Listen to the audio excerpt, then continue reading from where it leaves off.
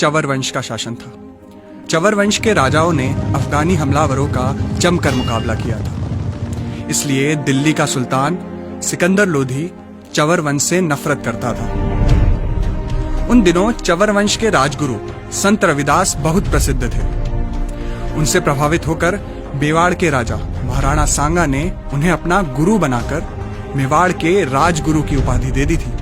संत रविदास की बढ़ती प्रसिद्धि को देखकर सिकंदर लोधी ने सदना कसाई को संत रविदास के पास भेजा और कहा कि कैसे भी रविदास को मुस्लिम बनाओ। सदना कसाई ने जाकर रविदास से बहस की, पर उस बहस में वो हार गया और उनका शिष्य बन गया। इस घटना के बाद सिकंदर लोधी और अधिक चिढ़ गया।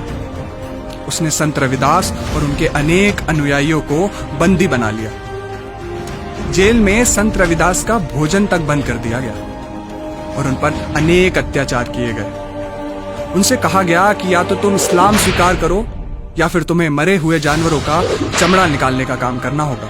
बहुत अधिक अत्याचार सहने के बाद संत रविदास और उनके अनुयायियों ने चमड़ा निकालने का काम स्वीकार कर लिया, पर इस्लाम कबूल नहीं किया। इस घटना का उल्लेख रविदास रामायण में मिलता है।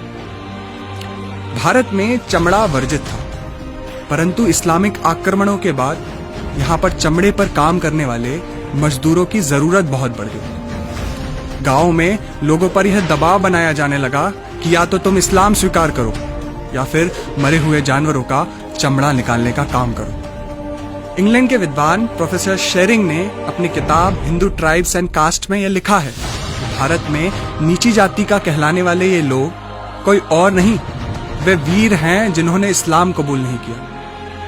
कर्नल टॉड ने तो अपनी किताब में यहां तक कहा है कि भारत में चमार, भंगी जैसे शब्द ही इस्लामिक आक्रमणों के बाद आए। उन्होंने यह भी बताया कि 1200 ईस्वी तक भारत में शूद्र कहलाने वालों की संख्या मात्र 1% थी। आजादी के बाद मौलाना आजाद भारत के पहले शिक्षा मंत्री बने। उन्होंने जानबूझकर इन तथ्यों को इतिहास की किताबों से गायब करवा दिया ताकि देश में जातिवाद बढ़ता रहे और इसका फायदा कांग्रेस को चुनावों में मिलता रहे। जिन लोगों को हम नीची जाति का कहते हैं, वे लोग इस देश के पहले सत्याग्रही थे। संत रविदास ने उनका नेतृत्व किया था। वे सच्चे अर्थों में क्रांतिकारी हैं।